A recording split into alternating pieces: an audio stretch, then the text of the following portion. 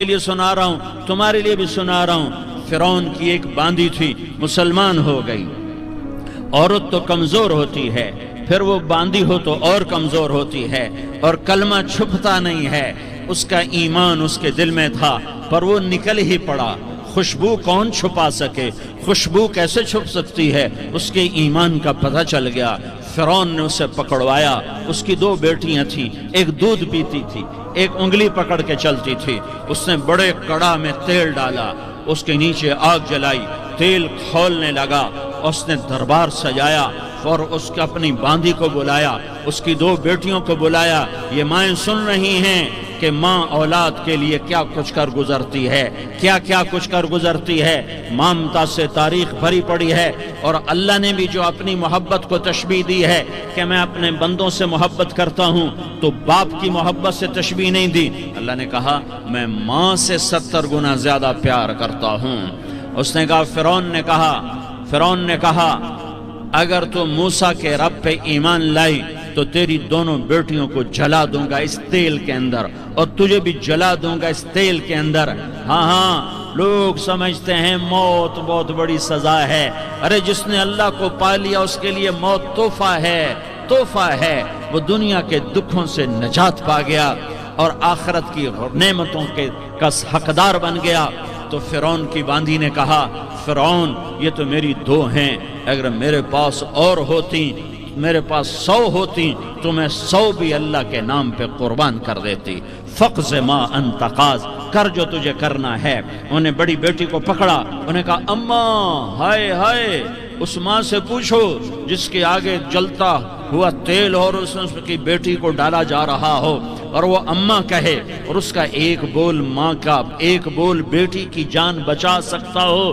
کلمہ کفر کہہ جا، گھر میں جا کے توبہ کر لے، معاف ہو جائے گا، میں قربان جاؤں۔ ایک مقام ایمان کا ایسا آتا ہے کہ قربان ہونا زیادہ محبوب ہو جاتا ہے جان بچانے سے۔ انہوں نے کہا اماں، انہوں نے کہا بیٹی صبر، اللہ کے نام پہ قربان ہو جا۔ ادھر آ ستمگر، ہنر آزمائیں، تو تیر آزما، ہم جگر آزمائیں۔ نہ کر لبوں کو سی، عشق ہے دل لگی نہیں، سینے پہ تیر کھائے جا، آگے قدم بڑھائے جا، یا زبان حال سے کہہ دے کہ ہاں ستائے جا۔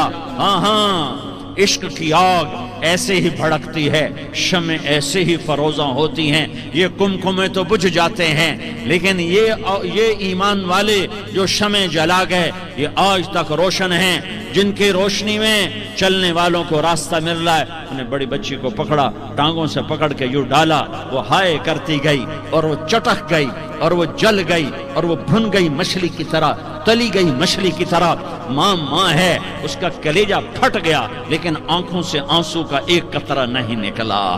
صبر دیکھنا ہو تو اسے دیکھو، صبر پڑھنے سے نہیں آتا، اسے دیکھو ایک قطرہ نہیں نکلا تو اس نے کلیجہ پھٹ گیا۔ تو اللہ نے ماں کی آنکھوں سے پردہ ہٹایا اور اس نے دیکھا اپنی بیٹی کی روح کو نکلتے ہوئے۔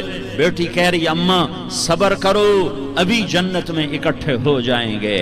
پھر انہیں چھوٹی بچی کو پکڑا، دودھ پیتی، جسے پتہ بھی نہیں میرے ساتھ کیا ہونے والا ہے، اس کی تو آہ بھی نہ نکل سکی، اور اس نے انہیں تیل میں ڈال دیا اور وہ جل کے کوئلہ ہو گئی۔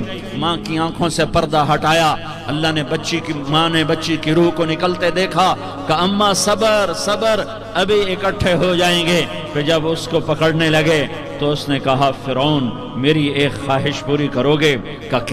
کہ جب مجھے بھی جلا دو تو مجھے اور میری بیٹی کی ہڈیاں باہر نہ پھینکنا، ہمیں کٹھے کہیں دفن کر دینا، کٹھے کہیں دبا دینا۔ فرعون نے کہا ہاں تمہاری یہ خواہش پوری کر دی جائے گی۔ ہاں دنیا میں اللہ فرعونوں کو مہلت دیتا چلا آیا، لیکن فرعونوں کو مار کے دکھایا، نمرودوں کو مہلت دیتا چلا آیا، پھر نمرودوں کو مار کے دکھایا، قارونوں کو مہلت دی، پھر قارونوں کو مار کے دکھایا، پھر جنت اور جہنم کا نظام بنایا، پھر ایک دن مجھے بھی کھڑا کرے گا اور تمہیں بھی کھڑا کرے گا، پھر ایک طبقہ جنت کا حقدار بنے گا، ایک طبقہ آگ کا حقدار بنے گا۔ پھینک دیا، جل گئی، ہڈیاں نکل آئیں، انہیں ہڈیوں کو اٹھا کر زمین میں دبا دیا۔ 2000 سال گزر گئے، میرا نبی دنیا میں موسیٰ علیہ السلام کے 2000 سال بعد آتے ہیں اور آپ معراج پہ چلتے ہیں. جب آپ بیت المقدس سے معراج کو اٹھے تو آپ کو زمین سے جنت کی خوشبو آئی, تو آپ نے ارشاد فرمایا جبریل میں جنت کی خوشبو سونگھ رہا ہوں, یہ کہاں سے آ رہی ہے؟ تو آپ نے جبریل نے عرض کی یا رسول اللہ, فرعون کی باندی اپنی بیٹیوں کے ساتھ, اپنی ہڈیوں کے ساتھ جس جگہ پر دفن ہے, جس دن اسے دفن کیا گیا تھا اس دن سے آج تک یہ خوشبو آ رہی ہے, اور یہ قیامت تک خوشبودار رہے گا. یہ زمین کا ٹکڑا کہ یہاں وہ دفن ہے جس نے اللہ کے ساتھ سودا کر لیا. اللہ سے سودا کر لو, اللہ سے سودا کر لو. یہ سودا حسین نے کیا اللہ کے ساتھ, ایک سودا یزید نے کیا, اس نے خون بہایا, اس نے ظلم کیا. ارے ظالم کبھی ہرا نہیں ہوتا اور مظلوم کبھی خشک نہیں ہوتا. ظالم پہ کبھی بہار نہیں آتی اور مظلوم پہ کبھی خزاں نہیں آتی. اللہ ظالم کو مہلت ضرور دیتا ہے, لیکن ایک دن ہے جب اللہ جنت کو سجائے گا اور جہنم کو بھڑکائے گا اور ترازو کو لٹکائے گا اور پل صراط کو قائم کرے گا اور اپنے عرش کو لائے گا اور خود فرشتوں کو بلائے گا. پھر طارق جمیل کو قبر سے اٹھائے گا, سردار عزیر کو قبر سے اٹھائے گا, زید عمر بکر کو قبر سے اٹھائے گا. پھر مجھ سے سوال کرے گا میں نے تمہیں دنیا میں عزت دی, مال دیا, بتا آج میرے لیے کیا کر کے لایا ہے؟ بولو آج کیا کر کے لائے ہو؟ یا اللہ کی کیا